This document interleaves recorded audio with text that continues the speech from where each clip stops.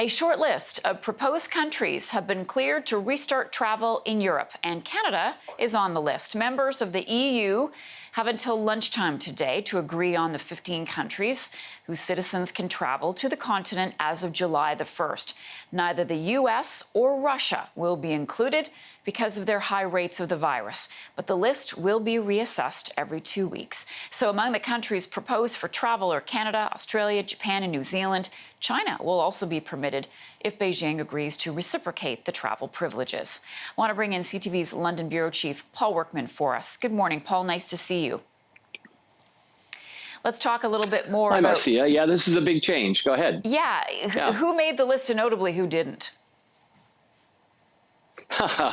Well, we don't know for sure because it's going to change. And like everything that the European Union seems to do, it's been a fairly divisive process. How do you pick the countries? Who gets to be on the list and off the list? And because it's very important for American tourists not to be able to come into Europe is going to hurt the travel industry quite a bit.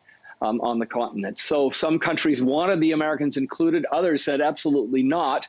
And the final point seems to be is that the US will not be on the list and Canada will be because our rate of infection is low enough to meet the standards here. So a diverse number of countries. Morocco is on it. Thailand is on it. Let me just check. Japan, Montenegro is on it as well. Serbia, but not the big countries, not Russia, not the United States, and not Brazil, Marcia. Interestingly, though, Paul, China is on the safe travel list. Well, its rate of infection has been quite low, and it's done an extraordinary job of controlling the infection.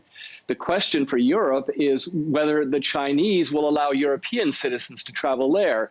The French, for example, want this to be reciprocal. They're the ones who are pushing this line and saying, OK, we'll let you come into Europe, but only if Europeans can travel to your country. And I think that's why China is on it or may be on it, depending what kind of negotiations Europe and China can work out.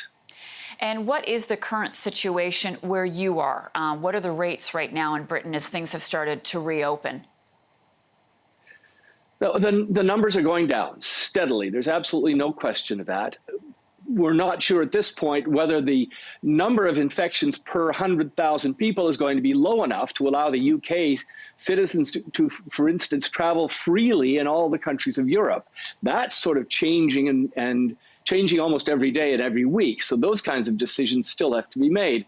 Also, the UK is about to change its rules, which will allow some Europeans to come into the UK without quarantine. The rule now is a 14-day quarantine period. So it's all being decided, changed almost, as I say, every day, certainly every week here. And nobody's really clear what the rules are.